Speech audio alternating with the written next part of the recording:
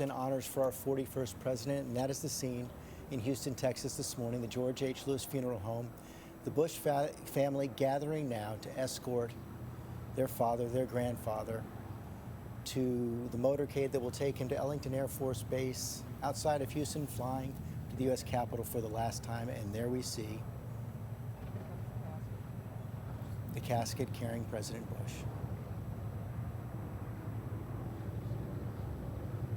Draped, of course, in the American flag, a fighter pilot shot down at the age of 20 during World War II, the defining experience of his life. Now beginning a journey to the U.S. Capitol, where he will lie in state before a national day of mourning on Wednesday and the funeral at the National Cathedral.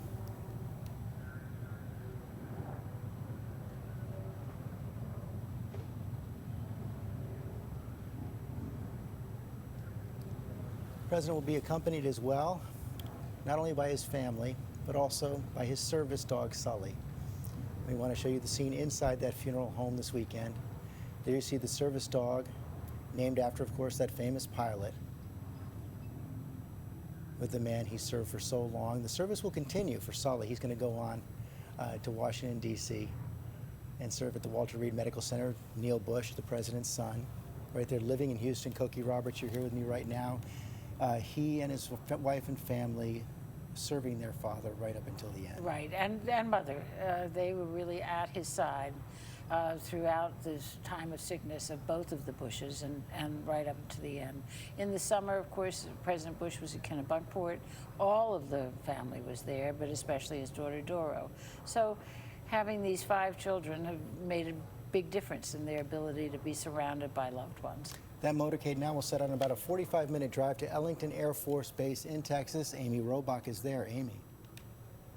That's right, George. In fact, final security preparations are underway right here at Ellington Air Force Base as guests have already started to line up, go through those security sweeps to pay respects to the Bush family and to the late President Bush.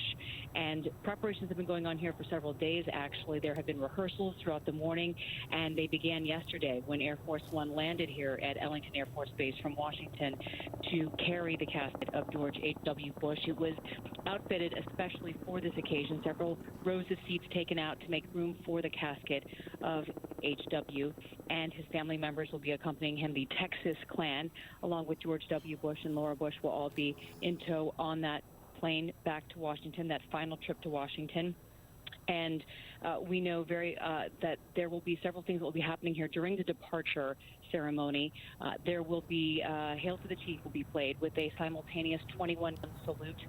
The casket of George H.W. will be carried through the military cordon, placed into the aircraft, and then the family, of course, escorted onto Air Force One, which has been especially named because it's technically not Air Force One if President Trump is not on board. So this one has been called Air Mission 41, Special Air Mission 41, in honor of President H.W. Bush making that final trip to D.C., George. And the motorcade is rolling now, about a 45-minute drive to Ellington Air Force Base. And then, of course, on to Washington, D.C. for lying in state at the Capitol and a ceremony with the leaders of Congress later this afternoon, all ahead of the National Cathedral funeral on Wednesday morning. We are going to be covering all of that here at ABC News, starting later this afternoon around 11:30 and later at 4:45 Eastern, the U.S. Capitol ceremony. For now, we're signing off as we celebrate the life of George H.W. Bush.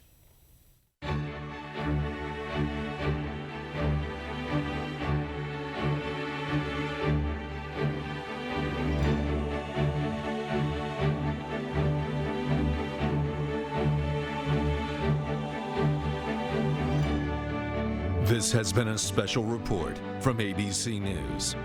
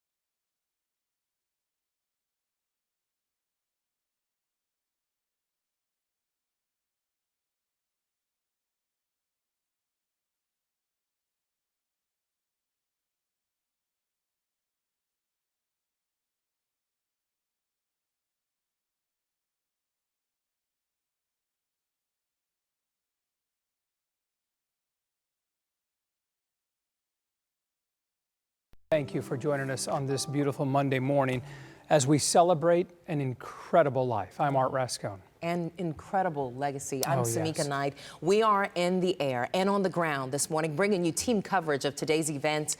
We have Sky at 13 following the motorcade there. You can see it there to the right of your screen. They're on the South Loop. ABC 13 reporter Jeff Feeling live at Ellington Field. But we begin at the starting point for all of this today, a funeral home in West Houston where a motorcade just picked up the body of the 41st president. And that is where we find ABC 13 reporter TJ Parker. TJ?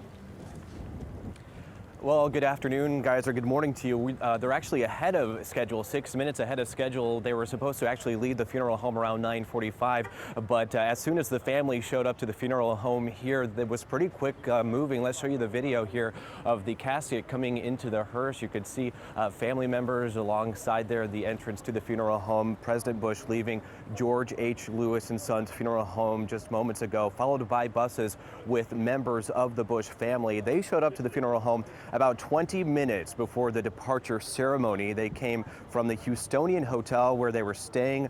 The Bush's son, Neil Bush, and his family also here to travel in the motorcade to Ellington Field, where they will meet President Bush 43 and his wife, Laura. They're now on their way to Ellington Field. Members of President Bush's Secret Service detail also here. They were the honorary pallbearers for this first movement of the presidential remains, and it has been a busy morning here preparing for today's event. Secret Service, along with Houston police, out here making sure everything goes smoothly.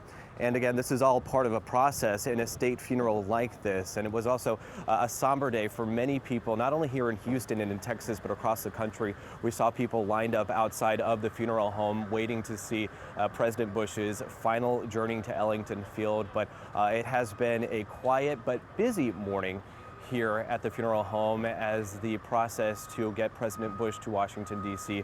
is taking place. Guys, we'll send it back to you. TJ, thank you for that report. Such a somber moment when that casket came out. Also, we might want to mention as well that while that casket was inside, Sully, his service dog, was right there as well. And also, just before they brought the casket out, you could see Sully the dog just walking out as well. Yes, and that just, just pulls at your heartstrings. Really there. does. Sully there with him after the death of his precious wife, Barbara, there. And we'll have more. We'll speak more about Sully in just a few minutes. All right, ABC 13's Jeff Ealing live now at Ellington Field, of course, and that's where it is headed. Yes. Let's go to him now. Jeff. Good morning, guys. This morning we saw just a stunning sunrise over the plane that is typically designated Air Force One. As you know, it's not Air Force One unless the President of the United States is actually on board, but this is being given a special designation. President Trump sending this plane, his plane, here to Ellington Field to pick up the body of 41st President George H.W. Bush. You saw the civilian version of a ceremony. You're going to see the military version of a ceremony here once the body and the casket arrives here at Ellington Field. The funeral procession will come around the back of Air Force One and then pull up in front. And then from there's going to be a brief ceremony. A color guard made up of all the members of the different armed forces will then be in charge of taking the casket from the hearse and putting it, carrying it all the way to that special truck that you see right over there under the belly of Air Force One. From there, we will no longer be able to see the casket once it enters into that back of that truck. And then that truck is specially made for these types of events. The casket will then be loaded into Air Force One. The family will then get on board Air Force One, and then of course supposedly right around 11 o'clock, we'll see exactly what time it flies off, but right around 11 o'clock this morning, that is when Air Force One and family members will then start heading the final trip to Washington, D.C. Go ahead. Yeah, sorry to interrupt, but I just had to make mention of something that's just incredible to watch here. As we're watching on the live screen here, you're not able to perhaps to see it, but as the casket is moving and that motorcade continuing to move toward Ellington, you see a stream of traffic that has just stopped right there in the median, right on the side of that concrete barrier. And they're stopping just to pay their respects. And some of them you can see them just standing in solemn reverence as the casket goes by. You know, I think, Art, I do say we have a monitor out here. I think it's a very fitting tribute. You know, this is someone who was more than just a president of the United States, if you could say those words, but he was a Houstonian. He was someone who so many people in this city, and as I've been here 20 years myself, you know, so many people have had interactions with George Bush or with Barbara Bush. And, you know, and I remember, you know, a few months ago after the passing of Barbara Bush, I was assigned to go to an elementary school that was named after Barbara Bush and her, you know, fantastic reading and literacy program. And the people there have so many memories of George and Barbara Bush just coming to the elementary school and interacting with the children. And of course, children who had been there for many years and had been able to interact with them, and even said this, you know, that was one of the highlights for little kids. So you could imagine people, you see them just stopping there, opening their doors, getting out, taking pictures and video. I'm not surprised at this at all. And I don't think you are either, Art and Melanie. Right, yeah, there really is no surprise here. Just the respect that they want to give this former president who we all loved. You know, on the set with us as well, and no need to take a camera picture, I just want to introduce him so you can hear his voice. Peter Russell, he is a former spokesperson, well known with the Bush family for so many years. Peter, you've seen this before.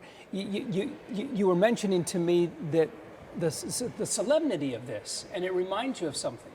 Well, as regards the solemnity of this, Art, President Bush had a great sense of humor. Yeah. And I don't think he'd want everybody to be too solemn about it. He would be, what are you standing here for? Yeah, exactly. As he used to say, on to the next event. Right. But what this reminds me of, I will never forget, in 1977, on the day of President Carter's inauguration, I was over at their house, the Bush's house in Washington, and we were watching the inauguration. And halfway through as they were motorcading from Capitol Hill to the White House, the Carters got out of their car and started walking down Pennsylvania Avenue. And I remember both Bushes that day say, "Isn't that neat that they're doing that? That's such a nice touch." Well, little did they realize that not too far in the future, they would be doing the same thing, which they did during their inauguration. They got out and walked down Pennsylvania Avenue for a stretch. And so, you remember that so well. Yeah. And we've heard from family members over the last few days, the grandchildren, 2 granddaughters this morning saying, you know, one thing that they remember, of course, they shared him with the world, right? But they remember he was just their grandfather, and he had such a great sense of humor, Peter, and you knew that very well. I'm just wondering, are there any special stories that you can remember? There's millions of them, millions. As I've found out the last few days, though, condensing 50 years, which I had, of personal friendship and professional association with the Bushes, it's hard to condense it to a soundbite. Of course. You know how I've always described the Bushes? Non-big shots. Yeah. Are they big shots? That's yes. Absolutely. Did they ever act like it? Heck, no. You're right. So that's the best way I know to sum them up. I'll never forget talking about all the different humorous moments. When he was UN ambassador, we were walking down the street in New York one day, and a lady came up and said, you're somebody. And he said, "Lady, I'm absolutely nobody." Yeah, right. But that was a typical of his sense of humor. That speaks to the humility of the man so much. He was so humble in so many ways, but yet so very powerful. What you're looking at now is just the last final shots of the motorcade. There are restrictions in place around Ellington Field, so we are unable to get the chopper any closer than that. But you can see there far in advance that motorcade continuing to Ellington Field, and that is where he will board Air Force One. Yeah, absolutely. And you know, the beauty of the Bushes, I'll say to you, Peter, and also to you, Art, is that, as Jeff mentioned, they were Houstonians. I remember being at a restaurant, Christie's Seafood, and they told me, they said, "You just missed the Bushes." And I thought to myself, oh my goodness, they're in town? They're in town right now? No, Samika, they come often, you know? And that's the thing about them. They were about town often. And when you see them, I remember seeing Barbara Bush once, the sweetest person ever. Oh, she is just such a sweetheart. You know, if I might add there, Samika, to that, you know, their venues where they lived changed about 30 times over the, can you imagine moving 30 times in your life? But what's interesting about the Bushes is their venues may have changed from Odessa, Midland, Houston, Washington, White House, Their venues of life may have changed, but none of those venues ever changed them. They were just the same people when they were in the White House as when they came back to Houston. And as most people know, when they came back here, they just wanted to be regular folks here. Absolutely. That's what they wanted to be. Beautiful. Continuing to watch the motorcade as we look at this live picture now, we understand, and I've just been told that we have just been granted access to go ahead and enter some formerly restricted airspace. So we are on the move again. The chopper is able to grab these pictures, great pictures of this motorcade, and so many people on the side there. Now, much of that might be traffic, but many people are just stopping. They just want to stop and wait and see and watch this man of faith, family, and friends who is just so incredibly well known throughout the world, of course, because of him serving as president, but just so human, as you say, Peter. I'll tell you, to me, the Bushes were two of the most down-to-earth people I've ever known. They didn't go in for trappings and a lot of fancy stuff. And I so admire them when they did come back to Houston and just tried to be regular folks here again. It wasn't easy, though, because, you know, they were so known when they went out, it kind of made it hard to go buy your groceries. Yeah, they were big shots, like you said. But they wanted to do it that way. Right, right. And we should mention, as we have, that they are headed to Ellington Field. And with them today, obviously the Bush family, but President Bush as well as Mrs. Bush there. 43, 43, President 43. Also Neil Bush, we spotted Sully as well. Yeah, Sully the dog is there. The grandchildren are there. Someone also in that motorcade as well. And this is, I think, speaks to President Bush's love and concern for those who worked for him, because his Secret Service detail is riding in the second vehicle. They're all part of that motorcade. He invited all of them back and wanted to make sure that they were a part of something that sort of to say goodbye to a man whom they protected for so many years. You ask anybody who ever worked for George Bush over all the years that he's been in public life, ask anybody what that experience was like, and I think what they'll tell you is, hey, he really cared about me. Yeah. He was interested in me as a person, not just somebody working for him. Wow. And boy, am I one of those. I'll hold my hand higher than anybody. And it wasn't just when you were working for him. It was even years after you'd worked for him. Yeah. He would keep in touch with you, either by phone and he was a world champion note writer. I mean, always writing notes, which is so good, and we just don't do that today. The Bush Library is probably loaded down with Bush handwritten notes. Yeah. Wow. Thank you, Peter. We're going to continue to talk with Peter throughout the next couple of hours, but let's go to Steve Campion. Yes. Yeah, Steve is live along the procession route right there, and he's near Ellington Field. Steve, if you can hear us, what can you tell us? What do you see? Good morning, Samika and Art. We are just outside of Ellington Field off Highway 3 and Old Dixie Farm Road, where there is a sense of sadness, a sense of just patience out here, really, from people who are waiting and hoping to see the casket for former President Bush. I want to give you a sense of how many people are out here. About 50 or so have pulled off to the side of the road. You can see them gathered here again on Dixie Farm Road and Highway 3.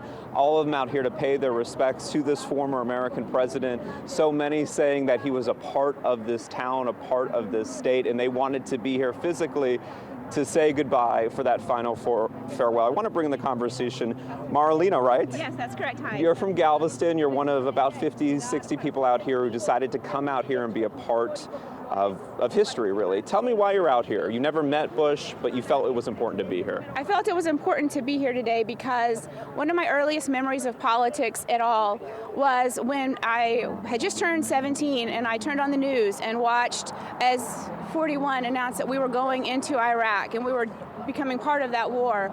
And as a 17-year-old, I was pretty self-absorbed, as you can imagine, and didn't really think of anything beyond what was happening in my life.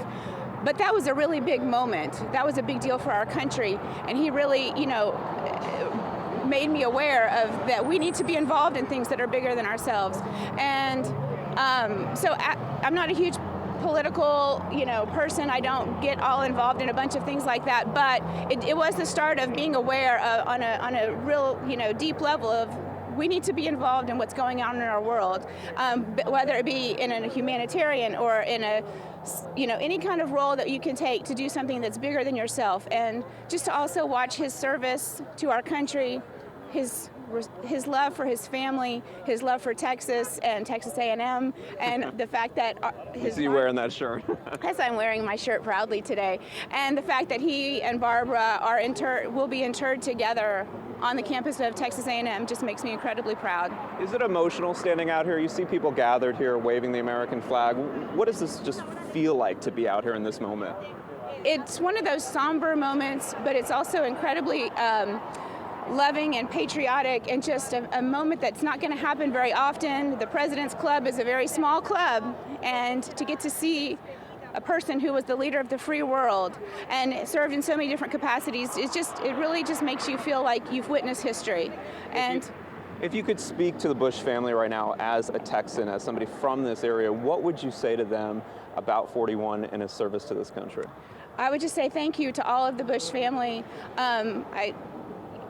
Your service to our country, your service and your representation at football games, at sporting events, at being there for so many of our natural disasters, and standing up and just dedicating your lives to things going on in Texas and at A&M and in Houston and all over. It just is so profound and so wonderful, and just thank you. And our love and prayers go out to all of your family during this time, when we hope that you find comfort that this was a life well lived and a man very much loved by our country, our state, and our city especially.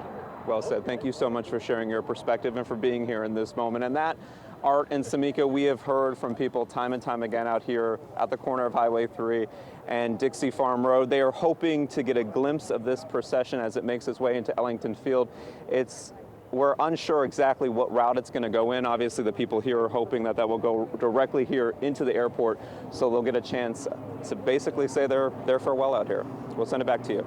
All right, very good. Thanks for that perspective. We appreciate it, Steve. That motorcade continuing to lead its way all the way to Ellington Field. Air Force One is right there awaiting to take in that casket along with the Bush family, including Sully. Yeah. And they will fly to Washington, D.C. Sully will always be part of the family. Yeah. And as we know, because of the procession, there are some traffic issues out there. So let's talk with Catherine Whaley about them right now. Catherine?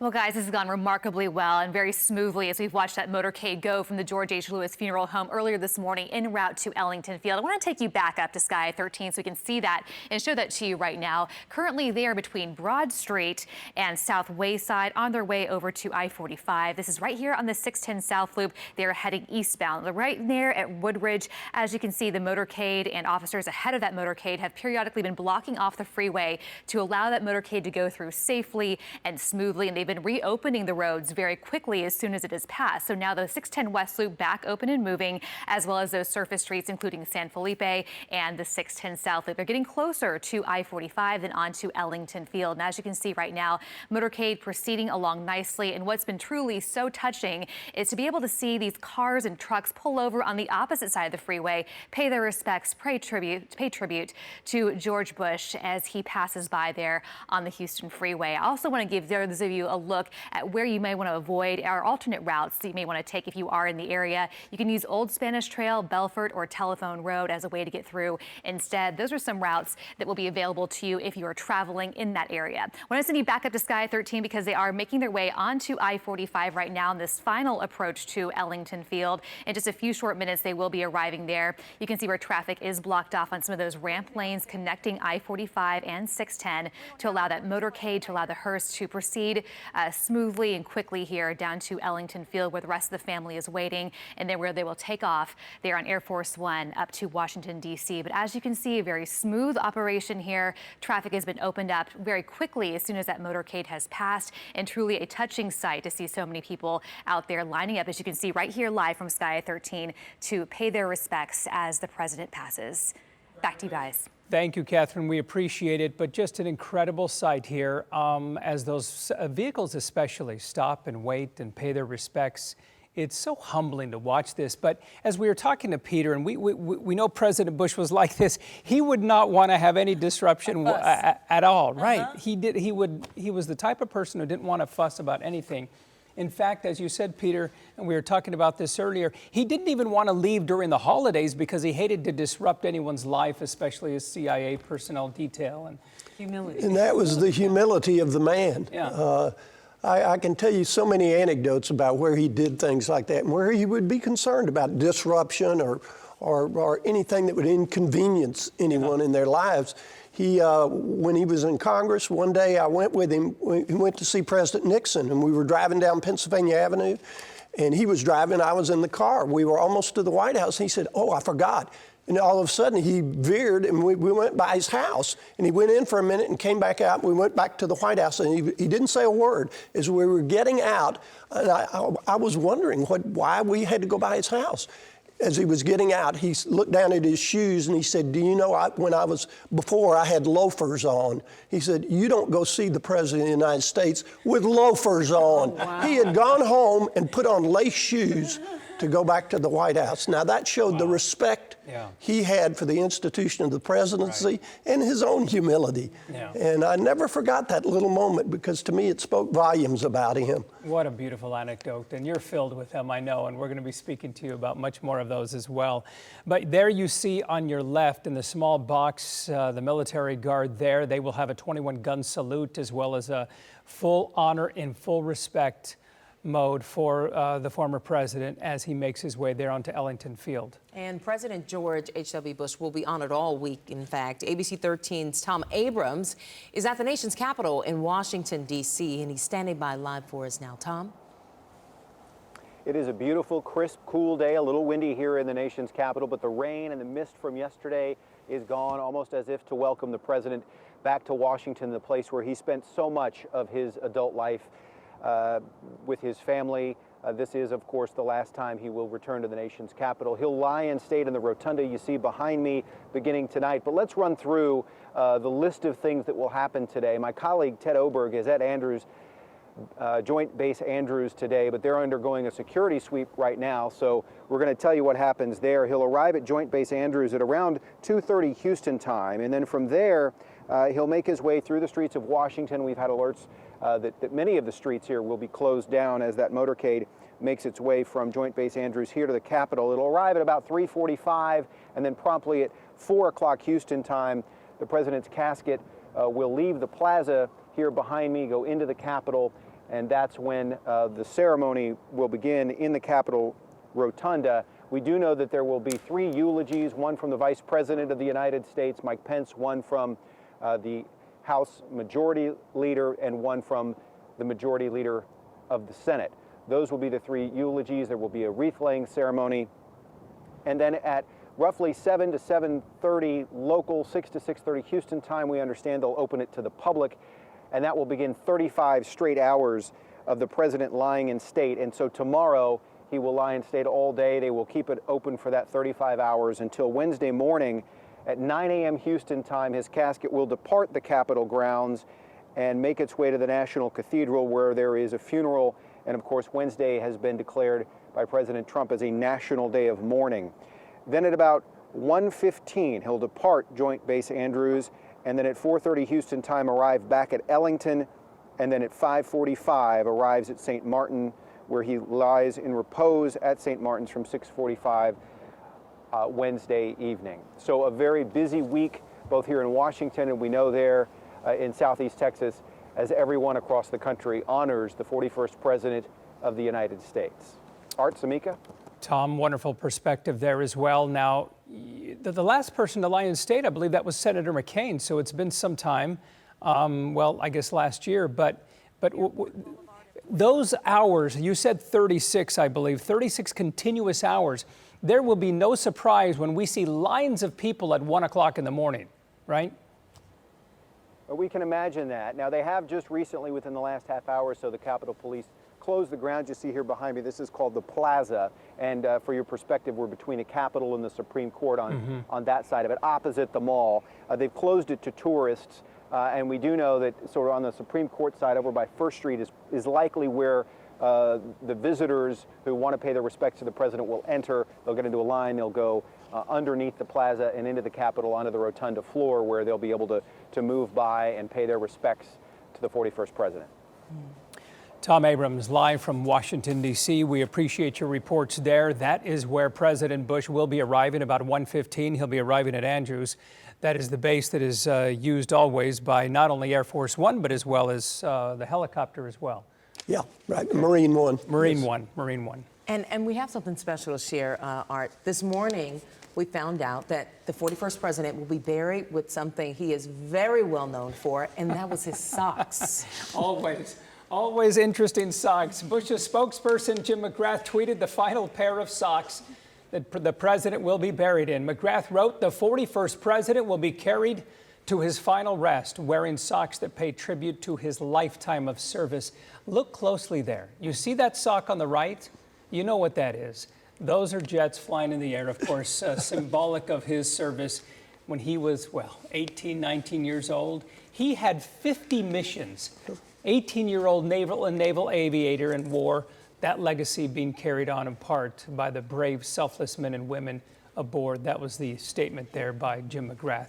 But he was shot down, of course, which ended his 50th mission, I believe he was shot down. He was actually 17 when he enlisted, and for a time was the youngest person to have enlisted at that point in the Naval Air Force.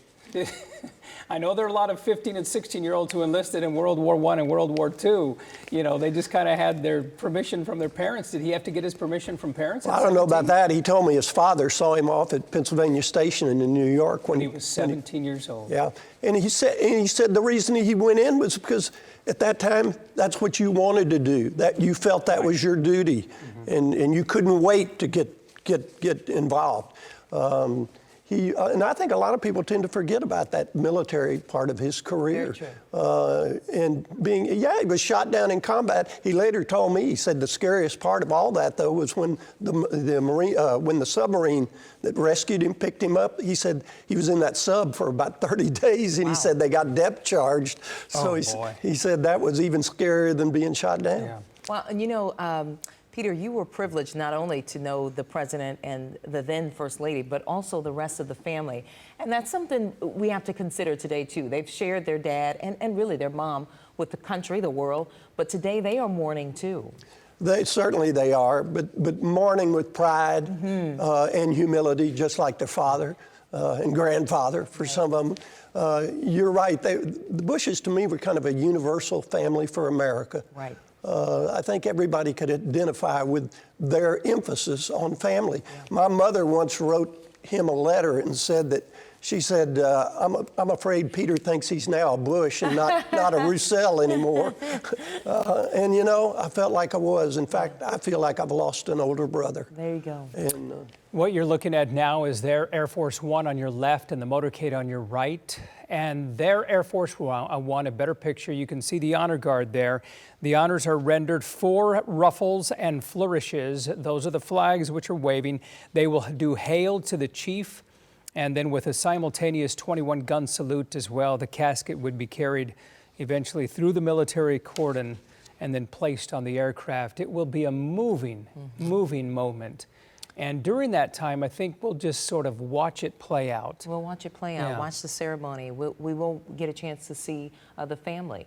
The family will be on the tarmac for that ceremony, and then they, too, will board Air Force One and head to Washington. Yeah, you know, the family clearly mourning the loss of their patriarch. Right. You know, but as well, they're just, one cannot feel more gratitude than I think the family as they're walking out of the funeral home. They were filled with smiles, just like, this is a man who has had a tremendous life. Yeah. The patriarch of an incredible family, 15 grandchildren, 6 children, just a beautiful, beautiful family. They would want this, and he would want it to be a celebration, not a mourning. Right. And I remember when his father passed away, Senator Bush, I remember at that ceremony, as he came back up the aisle, I can still see his face that day. He was smiling, even though his father had just passed away, and that was his way of saying, let's celebrate this man's life. And I know he would want us to be recalling the smiling moments of his life. Right. And it will be a celebration. We'll be celebrating, in fact, all week. With the celebrations ending on Thursday. But this being the first day and getting a wonderful look here at Air Force One, which will carry the body of the 41st president today. And he is only minutes away now from Ellington Field. We will soon be watching that motorcade drive right up to this area. I don't know whether we have Jeff Ehling available. Is he able to talk now? If he is, perhaps we can talk with him. Jeff, can you hear me? I can, Art. Yes, I can't talk for very long, but I can tell you what's going on. All right, yes, go ahead and go ahead. Yeah, you see the color guard in front of the plane, and just to my right, the motorcade is now on the tarmac. It's still a little bit further away. We're going to pan over there as soon as we can get it into camera view. But I'm just struck by, the very formal ceremony that we are witnessing and we are about to witness. There are several members of the family and members of the public here. Former President George W. Bush, his wife Laura, they are here. They will be escorting the casket as well once that motorcade has made its way up in front of Air Force One. So you have all of this stuff now starting to beginning to happen. This is appears to be Houston Police and motorcade members, I think, maybe headed over to pick up former President George W. Bush. But again, you see the honor guard and the respect that these military members have for their former president. And Jeff, we understand that you will not be able to talk in just a few minutes because of the ceremony. And so we understand that you've done some great reporting out there. As we know, you are honoring the president yourself today. But this is just a beautiful picture, Art and really Peter. Is. I mean, it's just it really is. It's so your moving. heart just is happy. Yeah, I got to tell you. Yeah, I got to tell you, this morning when the sun rose, I don't know if it was on purpose or by accident, but the sun was rising just beyond Air Force One, and you could see Air Force One just sort of silhouetted by this orange golden sunrise, and it couldn't have asked for a more picture-perfect moment. You see the rays of the sun bathing Air Force One as it's rising over Ellington Field. I put some of those photographs on my Instagram and Facebook page and Twitter page if you want to go take a look at those. It was stunning. It was stunning to see that, and it again, eclipsed only by what you're seeing right now here in full daylight. You've got all of these members of the military, the different 4 different branches of the military, waiting at attention for President Bush to arrive. Jeff, this is, I don't know that there was a recent president in recent history who loved a president, military, who loved a president more than President Bush 41 because of his tremendous service, right? Yes, exactly right, exactly right. As you guys have mentioned all morning long, his own service to the nation as a pilot in World War II, those kinds of actions go a long, long, long way when you're talking about the current present-day military, current present-day members of the Air Force, United States Marine Corps, the Army and the Navy. Your actions oftentimes speak a lot louder than your words. Right. And of course, obviously with the first Gulf War, exactly how all of that was taken care of, the coalition that was built, the overwhelming amount of force that was used to liberate Kuwait, the restraint in that force to stop once the forces were pushed back into Iraq. I think a lot of military members have a lot of respect for those actions and for the type of commander-in-chief that President George G.W. Bush was, George H.W. Bush was. And you certainly can see it on display here, and you certainly, as we've said all along, there's so many personal memories of the president and of Barbara Bush, but when you get to something like this and the military takes over, you really can see the pride and the reverence and the respect that they're shown to this former president. And a nod, if you will, to the military. In just a few minutes, you'll see President and Mrs. Bush, W. Bush, escorted by Major General Howard there on the tarmac. The family escorted by Captain Tony Stickler and Mike Wagner. So another nod at the military as we see these are just beautiful pictures. And Jeff, you're right. We all watched the sunrise just behind Air Force One, and it was a beautiful, beautiful picture. Beautiful. Almost kissed with a smile, Yeah. Yeah. No, beautifully put. Now, we understand that Jeff Ehling is not able to speak with us. I believe there's been a 1-minute warning or so that when his motorcade will arrive. Once this ceremony begins, with all of the pomp and circumstance which this man is so deserving of and which he would not want to have happen to him. Speaking of the military, he was just an incredible president who was able to garner that coalition, have that restraint to not enter Iraq, clear out the Iraqis from Kuwait, and his fighter pilot background and everything else, he was just loved by the military, wasn't he, Peter? He certainly was, and I think rightfully so. Yeah. There was definitely a respect factor there. In watching these pictures there, Air Force One, It takes my memory back to the first time he took trips on Air Force One, which was in the Nixon administration when he was a congressman. And I remember every time he was on the plane, when he'd come back and be telling us about it, it was like a kid telling you about their first plane trip. But it was such a special thing to him. Yeah. Again, because he had respect for the institution of the presidency, and just being on that plane meant so much to him. And I know myself, having been on that plane a fair number of times, it's a very special event in your life when you go on there. He recognized more than anything as well that all of this, they were blessings from God. And he always regarded himself as nothing, but yet being sort of an instrument. And, you know, because he was so devoted to his family, so devoted to his faith, so devoted to his friends. How many times, if you go back and listen to any of his speeches or just listen to him in public, did he say, I was truly blessed in my life? Many but I'll tell you something, and I tell students this today. Everybody thinks he had it made. Oh, well, Bush had it made. No. Do you know after he graduated from Yale, he was a Phi Beta Kappa and went through in 2.5 years, which says something about his intelligence, he got turned down on his first job interview. Mm-hmm. He was rejected. Wow. So it happens to everybody. I tell students today, look, I got turned down on my first interviews too. So if he can be turned down, everybody, there's hope for everybody. Yes, and you know what he did was he told me, he said, I made up my mind right then, to heck with it. I'm going to get in a car and I'm going to drive to Texas and go into the oil business. There you go. And show these people that turned me down. I won't mention the company, by the way, but we'd all know the name. There you go. Uh-oh. Well, we are awaiting that motorcade, at least to see it there. Jeff is there on the ground, and so our camera's there on the ground and giving us a look there at Air Force One, where he will make his final trip to Washington, D.C. today. So many beautiful pictures here of that, not only the Air Force One as well, which President Trump, of course, just sent, allowing him to use, President Bush to use this, and his family, his entire family will be on that plane, along with Secret Service detail, his former Secret Service detail, which was so closely with him during all of that time. And you can see these folks here. I guess Jeff, is Jeff able to talk anymore? Perhaps not. I'm not sure. I think he was given the 1-minute warning. I don't think Jeff is able to talk Jeff, he may anymore, not be able to talk. Okay, Jeff cannot talk. We understand. They've had the warning there. We're able to bring you the pictures, but no reporters there from that area. Now, he is right there in the middle of it. But you saw all of those families earlier in that earlier picture. They have been there for hours, just waiting, and everyone in solemn sort of reverence over all of this taking place. And Steve Campion is watching that motorcade as well as it passes by. Steve, what's the latest? Have you seen that motorcade pass by?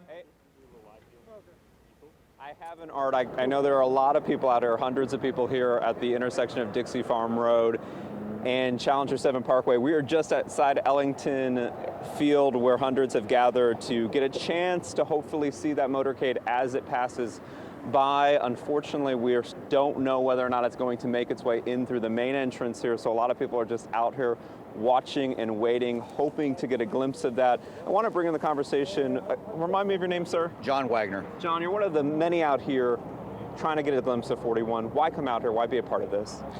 Just to show my respect for ex-President George Bush. I've been in Houston for 54 years, followed the Bushes through their presidency, and then are well respected here in Houston. And so I'm here to show my respect. What are you hoping for right now, to be able to get a glimpse of this motorcade as it passes? Just to get a glimpse of it, say bye, I guess, in a sense. What does this loss mean for Houston? Everyone out here has been sharing their experiences, their memories. What does this loss mean for the city? Well, we've lost a Houstonian. He's a big part of Houston, big part of the nation. He represents us, and he cared for the city.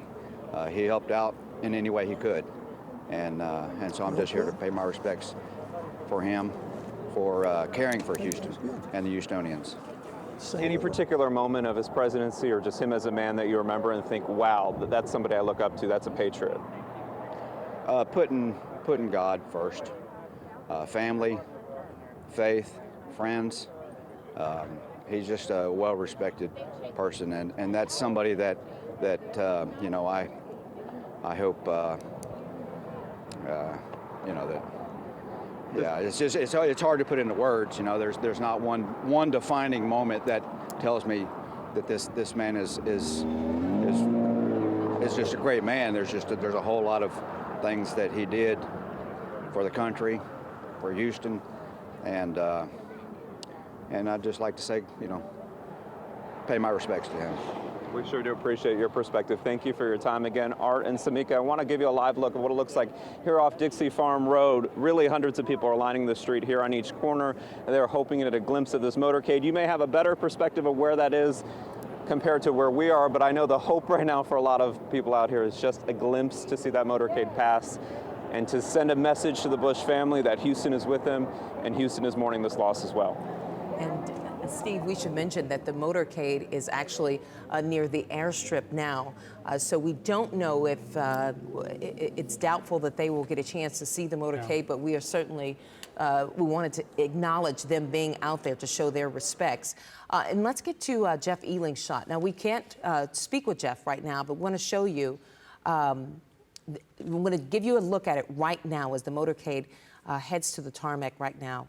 Yeah, this is just in the back entrance. So where Steve Campion was and all of the hundreds of folks waiting there, they will not be able to catch a glimpse of this motorcade. They have entered through a back entrance of Ellington Field. They are now on the tarmac there. They are running down that airstrip, and there you can see that motorcade with the bus. Inside those buses, the Bush family and several close family and friends. And then behind that first hearse there is also Secret Service detail for past and present of the former president. And as we continue to watch this play out, once the ceremony begins, we're going to go ahead and allow you to hear that so you can hear the music, you can hear the 21-gun salute. There will be ruffles and flourishes. It will be hail to the chief as well, and then a 21-gun salute. So these are military traditions to honor and respect the great. Yeah. And this man certainly was. There's no question about it. Absolutely, which is why you see hundreds of people standing out there, whether they, you know, they didn't know whether they'd see him or not, but just to pay their respects. And something interesting that came out recently, talking about his last words, and his last words to his son. Yeah. The former president, George W. Bush, saying to him, "I love you too," over the speakerphone. I would add to that, the last time I was with him was on October 26th, about a month ago. And I had almost a 2-hour visit with him. Wow. And I'm getting a little emotional, quite frankly, thinking about it. It's okay. At the very end, I got up and I patted him on the shoulder and I said, "You've had an incredible impact on my life." And he looked up at me, he said, "I know." And I'll tell you, as you can see, I get a little emotional just thinking about it, but that gave me, I was at peace with him saying that, and I can't tell you how much that meant to me. So. Well, and he was speaking with James Baker as well, which of course was his Secretary of Defense at the time. Secretary of State, excuse me. And I just love the words. He's like, "Hey, Bake, where are we going today?" You know, on to the next event. On to the next event. It's like, just as you said, it's like, okay, what's next? I told President Bush once, I said, "Look, when you do your memoir, the title ought to be On to the Next Event."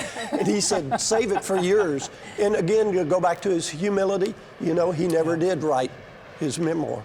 He participated in a number of books, but never a self-memoir. And again, the word is self. He said, "I'm going to leave that to the historians and let them decide what they want to write about me and let them determine my legacy." He didn't like to talk about legacy and a lot, because again, it was too much me, and that just wasn't George Bush. And that's what's so amazing about the man is it was always about everyone else. There was nothing selfish, nothing prideful there. He wasn't filled with personal ambition, although he's the president of the United States. I mean, in today's pompous world, there's quite a contrast, isn't there?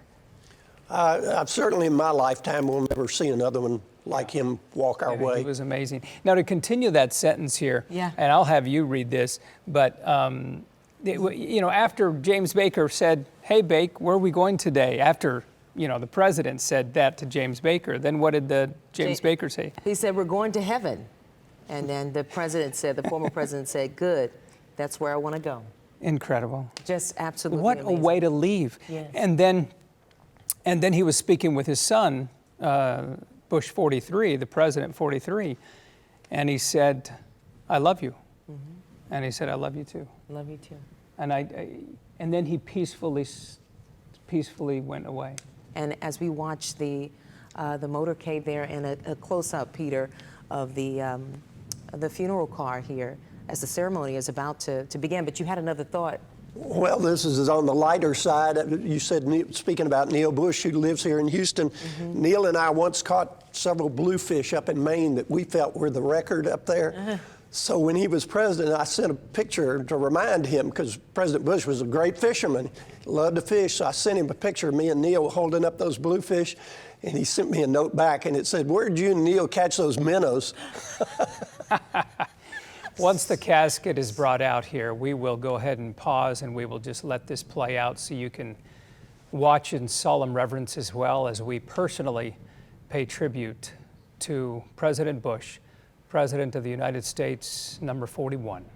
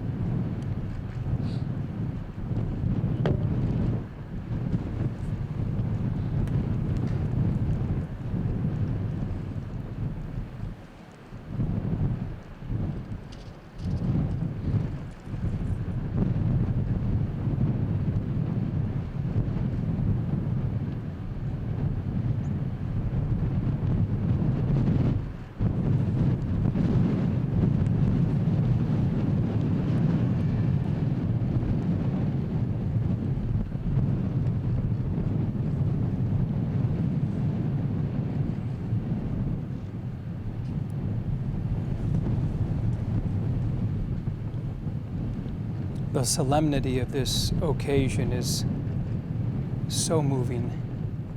You see standing there as the pallbearers, representing each branch of the military, with their backs towards us, the Marines, the Coast Guard, the U.S. Air Force, U.S. Navy, and the Bush family making their way, putting themselves in place, preparing for the casket to pass by, and the flourishes of the flag and the musical instruments to follow with a 21-gun salute.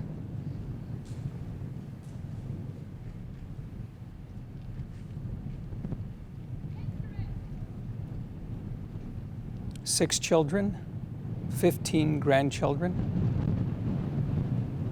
and a legacy which will last forever.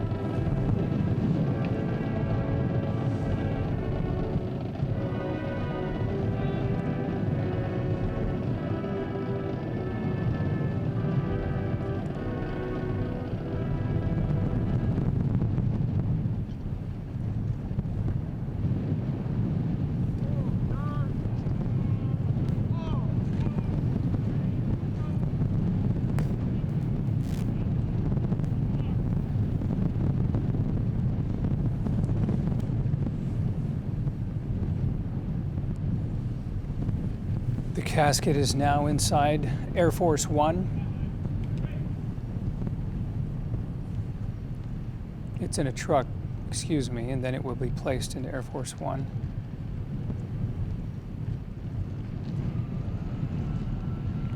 But what a beautiful ceremony that was.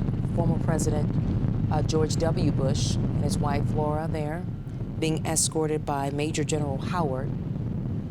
Wasn't it a beautiful scene when all of the Bushes, President Bush, along with Jeb and of course Neil and others, all lining up with their hands over their heart? Wasn't that moving, Peter? You know, as I was sitting here watching that, it reminded me of it's almost an exact replica of the scene on the south lawn of the White House when they have an arrival ceremony for a head of state, and you have the military out there with the flags.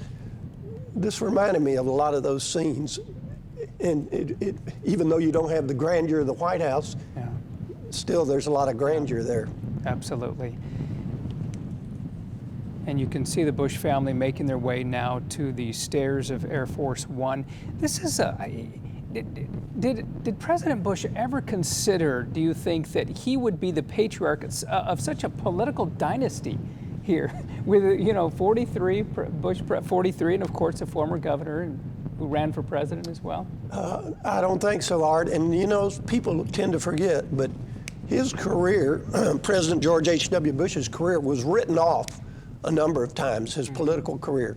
He suffered losses in his career and setbacks when people, I remember many of the media wrote him off, especially after he lost for the Senate here in 1970, when he became chairman of the Republican National Committee during Watergate. What you heard, the consensus of thinking was, that's the end of George Bush's career. And then when he was appointed director of the CIA, which would be the last position you'd be in if you thought maybe you'd run for president someday. Yeah. And people wrote him off. And yet he hung in there. And yes, he achieved what you now are citing. It became a political dynasty. Absolutely. And I think he probably had one of the best resumes, and still does, for anyone serving as a president. We'll never see that again. No, vice president for 8 years, CIA director, an ambassador, Republican National Committee. And Houstonians, don't forget, when he moved to Houston in the late 50s, what was the first, aside from his professional job, what was the first job he had here? He was chairman of the Harris County Republican Party. So nobody can say he didn't start at the grassroots. That's right. This is interesting to watch here. This is live as the family is boarding Air Force One. We saw leading the family George W. Bush, our former president, and Laura Bush. But if you notice, many of the family members, as they board the plane, they turn around and kind of take a look. And what they may be looking at, we've shown you some pictures of it, members of the community standing out there, and some of them, dressed up just to show their respects and to be there for the family as they board the plane here. I mean, this is so solemn. I mean, just if this was reversed and President Bush was coming off that plane and saw all those Houstonians standing over there, the first thing he'd say would be, "Oh, isn't that thoughtful of all these people to come out here to see me? Let's go over, come on, Bar, let's go shake their hands." Right, and I'm so glad you brought up. That's what he would do. Yeah. So glad you brought up Mrs. Bush, Barbara. We really can't talk about President Bush without talking about that beautiful love story. And you're right, when you saw him, I mean, it makes you think about there at her funeral, President Bush, he asked the Secret Service to bring him by her casket so that he could shake the hands of the people in the community. It was just so amazing to watch it. What a team they were, too. Oh. I've been around a lot of politicians in my life and career. Never was I around one who so many times he would start a sentence when we were working on something, and he'd start it by saying, "Well, Barr thinks thus and such." It was a team deal. It was genuine. And there's always so much political talk about that, of how much influence the spouse will have in that political arena. but she had an incredible amount of influence. And and what was nice about it is that President Bush, 41, made it very obvious that they were as one. They were in this together. How many times did I hear, well, Pete Barr thinks. And when he said that, let me tell you something, Pete perked up and listened real carefully. Yeah. They're the color guard making their way beautiful. away now from Air Force One as Air Force One prepares to depart. The casket, by the way, was placed in a truck, in that blue truck, which is behind the band. That was the band that was playing the various song Ruffles and Flourishes, and then Hail to the Chief, of course, which we all heard. There is no higher honor, by the way, in all the political arena than to have that song played, Hail to the Chief, and then a 21-gun salute. That's the pinnacle. That's the pinnacle. You know, some people think, too, that those two pieces of music are all one piece. They're not. They're two, you've indicated that. They're two separate pieces of music. Ruffles and Flourishes is about a 12-note, I'm not a musician, but it's a trumpet roll. And then it goes into Hail to the Chief, but they're two separate pieces of music. Two separate. And for those of you who are just now joining us, it is 11 o'clock. You're taking a live look here at Air Force One. And we just watched as a ceremony took place with the family of former President, 41, George H.W. Bush, as his body was then placed onto Air Force One. We watched his family load up there on the plane. They are now headed to Washington, D.C., where 41 will make his final trip to Washington, D.C. And of course, we are there as well. Yeah, and then he's going to be brought back here. So welcome to the 11 o'clock Eyewitness News for ABC 13. We appreciate you joining us. If you've just joined us, we have been carrying live the departure ceremony for President Bush as he made his way from the funeral home in West Houston, just over there near the Galleria area off of Bering Street, where his casket was carried along with an incredible procession that winded its way through the highways of Houston, but as well we watched as people just stopped on the side of the road and got out of their cars and stood in respect for this former president. It was beautiful to watch, and we'll see on this picture here as we watch Air Force One take off. With us is Peter Roussel, former spokesperson, and it's so wonderful, former spokesperson for Bush 41. It's so wonderful to have you here and hear your perspective, of which we've been listening to throughout the morning. So many great anecdotes. Well, I'll save them for my memoir, maybe. As President Bush told you. And he gave me, a number of times we visited about reliving our past, and he would remind me of things. He'd say, you should put that in your book. So it's going to be a question of editing things out. I won't have room for all of them. There were so many great moments. Let me just add right here, based on what y'all are saying, yes, Air Force One's getting ready to leave to go to Washington. Yes, there'll be a ceremony there at the National Cathedral. Yes, he'll lie in state there. But where is he coming back to rest? He's coming back to rest in Texas. And you know, early in his career, his political career, starting out here in Houston, he took a lot of flack. People said, oh, he's a Yankee. He's from Connecticut, you know. He took a lot of flack for that. Yeah. But then he would say, I'm here in Texas because I want to be. And I'm thinking back to all those years when people did say that, and I would just point out, well, look where he's chosen to come to rest. That's right.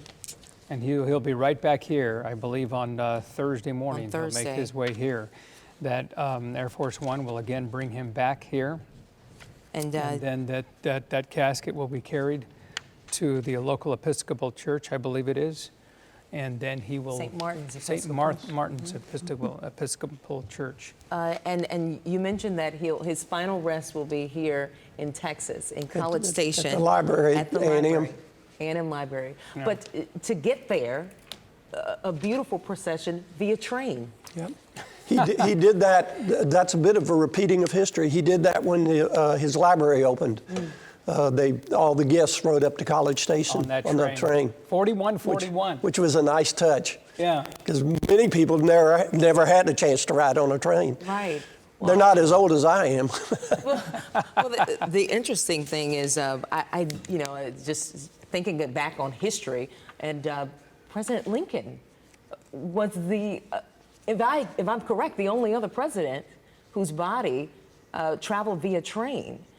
So it's very interesting that President Bush, 41, will travel from Spring, as we understand it, to College Station. And a lot of people will be watching that as well. People will be standing along, and we have that all mapped out for you at abc13.com. I wish I could actually stand out and watch it myself. And that harkens back to the days when presidents, that's how they did campaign. Was before the plane era really came along. Right, they'd go to the back of the train and stand on the back car and speak to the crowds that would come in each town as they'd go town to town. And speaking of crowds, as we look at the Air Force One there, a beautiful jet, and then the symbol, which carries, which is the emblem and symbol of everything where the president will be, regardless of whether this president, and in this case, President Bush and President Trump sent that jet over. But we saw the crowds there as well, just hundreds of people lined. They came out very, very early. And they're wearing their Sunday best. Of course. And they're there to pay their respects and watch in solemn reverence as that beautiful ceremony was played out. What a gorgeous ceremony that was. It was so moving. And you're looking at various pictures of Air Force One. Again, Air Force One will be on its way to Washington, D.C. Tom Abrams, by the way, is in Washington, D.C., where he's going to be having a full report. I don't know whether he's available to be able to speak or not. Perhaps, Laura, if you can let us know. He is not. Mike, okay, thank you. He is not available to speak. But at some point during this hour, we're going to be able to possibly be able to speak with Tom Abrams, who is covering all of this from Washington, D.C. The jet will land at Andrews Air Force Base. He will lie in state there at the rotunda at the Capitol building, the nation's capital. And look at all the people as we look at all these folks here. They're still taking the pictures. He will lie in state for approximately 36 hours, just nonstop, where there will no doubt just be a line of people 24/7. It's a chance for the public to say goodbye to that president. You know something else about him and about his presidency? Look who two of his best friends have become. Two former presidents. Right, two former transcending presidents. partisan political lines. Right. That would be President Obama and President Clinton. Right. And I think that says a lot about George Bush. Really does. And I'll tell you another former president, again, transcending partisan lines that he was friends with, was President Lyndon Johnson. In fact, George Bush was one of the last people to visit Lyndon Johnson at his ranch before he passed away. Wow. I know that for a fact because I was with him. And 48 hours after we went back to New York, it's when he was UN ambassador, President Johnson passed away. So, and he had, President Bush, on Johnson's last day in Washington, when he left out at Andrews Air Force Base, left to come back to Texas, George Bush left a reception in his own congressional office, went out to Andrews Air Force Base and stood behind a rope line to wave, and President Johnson saw him and walked all the way across the tarmac to say hello to him, because a lot of members of Congress weren't out there to say goodbye. And I asked President Johnson about that when we were with him that day. I said, President Johnson, do you remember that day? He said, I will never forget it. He said, that meant so much to me that George Bush came out there to say goodbye to me. He said, I served in the Senate with his father, so I know the family well, and I just have great respect for him. He was so gracious in so many ways. I mean, wasn't that a neat thing to do, though? Yes, I mean, for him to think of doing that, he didn't even have to think much about it. It came, and he later told me, he said, well, why shouldn't I go out there? He was a fellow Texan. He was a president. I should pay my respects to him. Well, again, speaks to the personality, the humility, all the things that we've heard so far. He was so thoughtful in so many ways. There is Air Force One beginning to taxi now to the actual runway before it lifts off. You know, I think one of the greatest tributes to him, I can't tell you how many of his political opponents I've heard over the years would say, you know, I disagree with Bush on a lot of issues. And then they would pause and say, but you know, I sure do like him as a person. Right.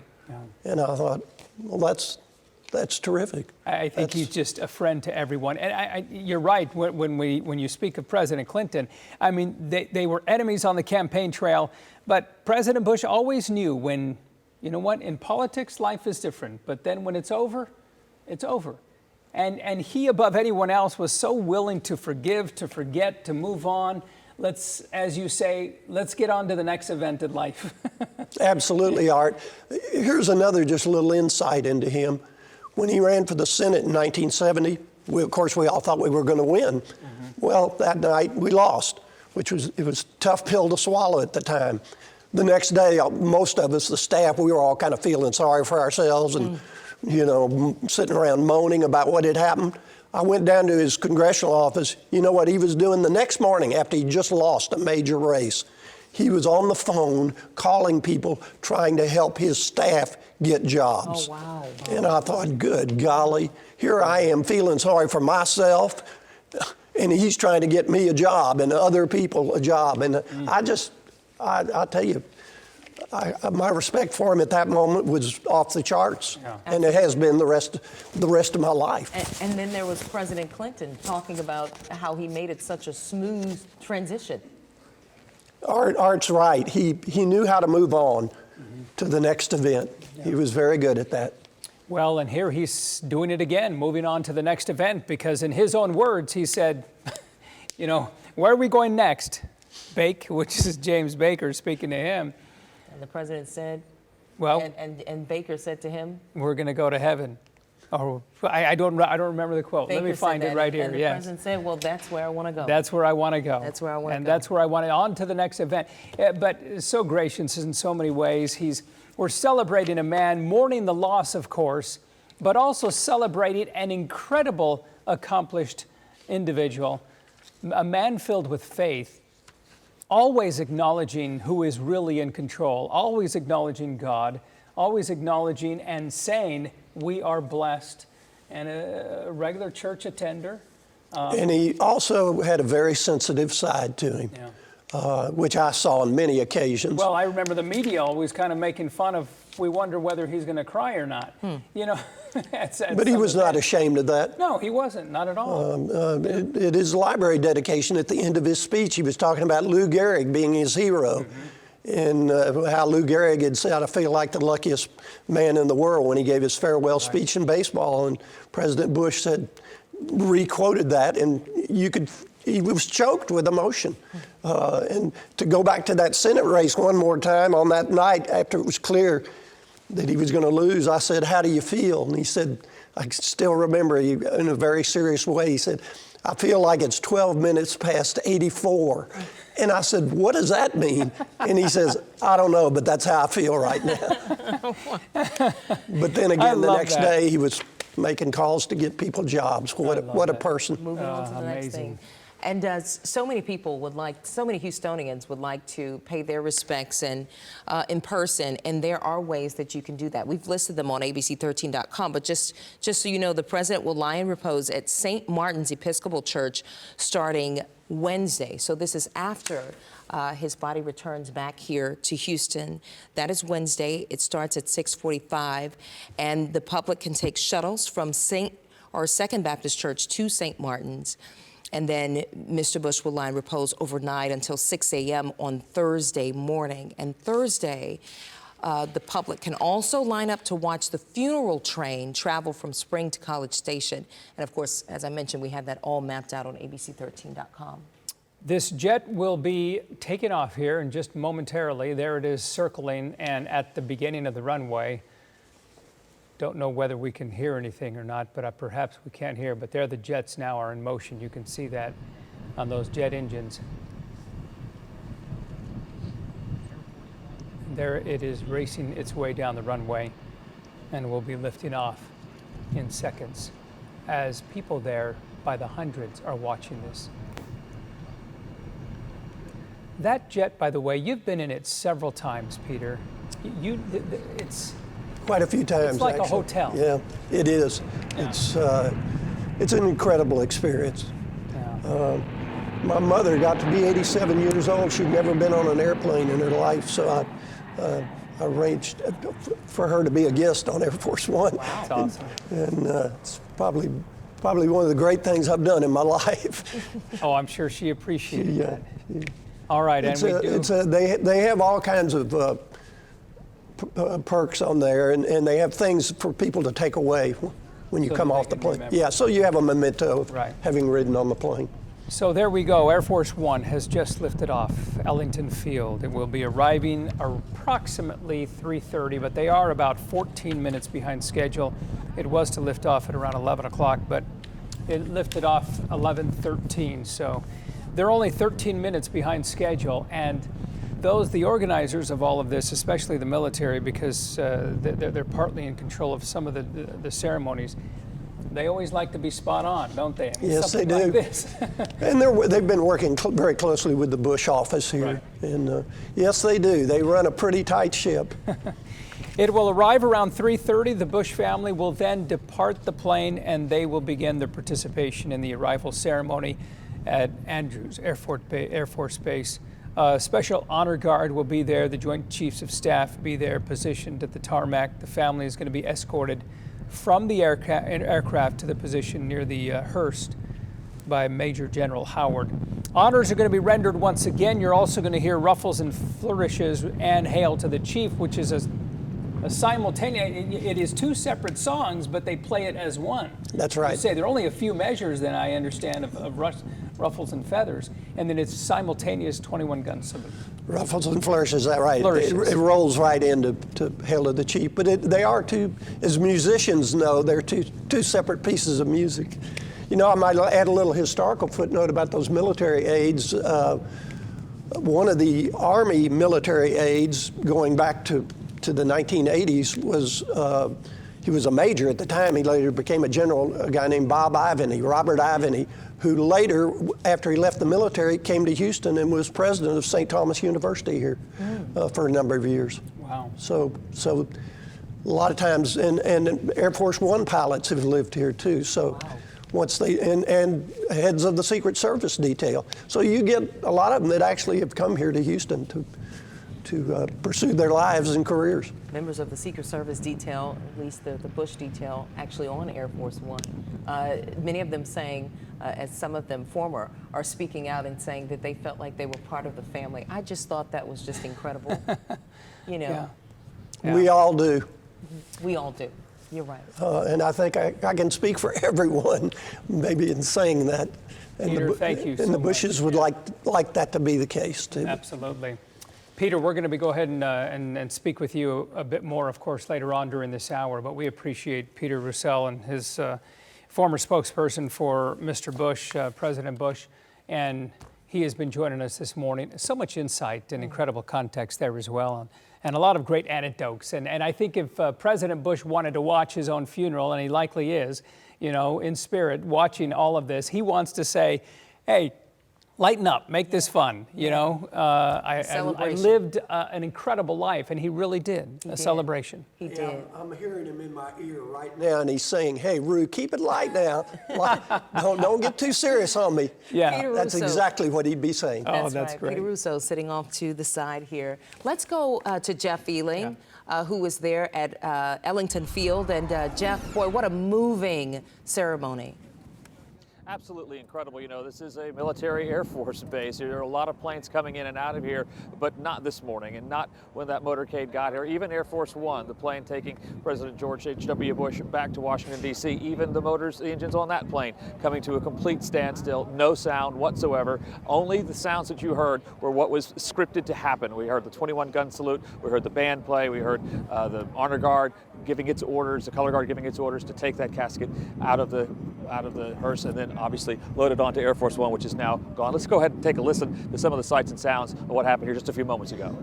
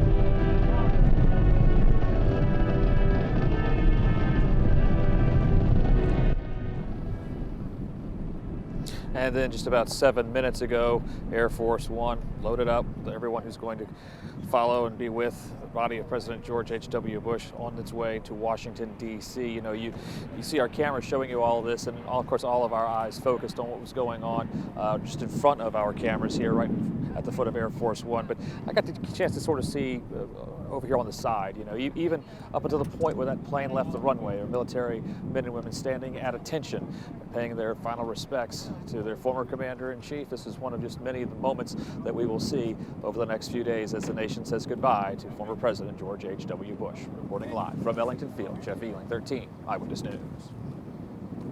Jeff, thank you for that report. As we were watching that moving ceremony, it's just the power of that music and the 21-gun salute and everyone standing in reverence, paying personal tribute is, one cannot say enough of just how compelling that is. Beautiful. Yeah, it really does impact you. You know, you can't, it doesn't matter politics. I know we've been talking about that all morning long. You know, whether you're on the left or the right, you see moments like this, and it simply does not matter. It's just one of those times when people put that aside and can pay their respects to a man who served his country like very few others have. And I can tell you, being here, there was not a sound on this airstrip, nothing going on. Everyone being completely silent, completely reverent in watching everything that was happening just over here, just before the plane took off, guys. So beautiful, so beautiful. Thank you, Jeff. All right, thanks so much, Jeff. Well, we saw a lot of people watching the president's motorcade. Many of them just wanted to pay their respects as the president's hearse passed by. ABC 13 reporter Steve Campion caught up with some people who just stood out at any chance of seeing the motorcade. And Steve, did they get a chance to get a single glimpse there? Not where we are, Samika, but as Jeff was mentioning how quiet it was inside, out here when that plane was taking off, it was also very quiet. People were lined up and down Highway 3 looking at that plane as it took off. I'll tell you, hundreds of people gathered here outside of Ellington Field for the chance to see that motorcade. Some were disappointed, obviously, that they didn't, but they all wanted to send a clear message to the Bush family, thanking the former president for his service to not just our city, but to this country. I want to show you that motorcade as it made its way to Ellington Field. Earlier this morning, you could, again, see people pulled off the freeway on the side of the street, just trying to get a chance to see the motorcade in person, just for a glimpse, even if it was going to be a couple of seconds. I want you to take a listen to how one woman described why she was out here, why she decided to physically come here and be a part of this experience. I would just say thank you to all of the Bush family. Your service to our country, your service and your representation at football games, at sporting events, at you know, being there for so many of our natural disasters and doing and standing up and just dedicating your lives to things going on in Texas and at A&M and in Houston and all over. It just is so profound and so wonderful. And Art and Samika, I know Jeff was talking a little bit about how profound it was there in Ellington, but I'll just tell you as an American, it was pretty humbling to be out here speaking with people, having them tell me why they were out here. Some people were emotional, some people remember voting for Bush, some people didn't vote for him at all, but just respected him so much that they wanted to be out here in this moment just to send a message about, I think, politics in general, but just about, again, his service to our country. I'll send it back to you. All right, thank you so much, Steve. Well, here is a full list of the tributes that will begin soon after the president's casket arrives in Washington. He will lie in state in the Capitol Rotunda. He will remain there until Wednesday. And that's when all living presidents, leaders, and world dignitaries will gather to pay their respects to President Bush during a funeral at the National Cathedral. That same day, the president's casket will return to Houston and lie in repose at St. Martin's Episcopal Church. The public is invited to view his casket. A funeral service begins the next morning. That's on Thursday. The president's casket will be taken to Spring, where it will be loaded onto a train to the Bush Presidential Library in College Station. President Bush will be interred next to his late wife, Barbara, and their daughter, Robin. It will be a private ceremony there. The gravesite will reopen for the public on Saturday. I think it speaks as well to how much the president loved Houston. To have a casket viewed here as well as in Washington, D.C., knowing that so many thousands are wanting to view that casket and say their goodbyes for the final time to Bush, President Bush, 41. Well, tonight, Houston Mayor Sylvester Turner as well. He's going to be leading the city in a memorial for President Bush. That all happens outside of City Hall tonight at 7 o'clock. A number of entertainers will perform, including country singer Clay Walker. In honor of President Bush, everyone is being asked to bring a pair of colorful socks to donate, and even wear a pair as well if you wish. President Bush was a fan, of course, of wearing some colorful socks. We'll bring you the service live on our ABC 13 News app and ABC13.com. By the way, President Bush is being buried with a pair of very colorful socks. 2 different pairs, one of them with the Air Force jets flying over, which he flew for, of course. All right, there are more stories of former President George H.W. Bush on our website. We also have a recap of today's events along with what to expect in the days coming ahead here before his funeral in College Station. It is all on ABC13.com. We have it all covered for you. All right, now we have some breaking news, other things to get to around the world and around the country. In Arkansas, hospitals are trying to unite the survivors of a deadly charter bus crash with their families, many of them victims from a youth football team. That bus was traveling from Dallas to Memphis when it crashed just west of Benton.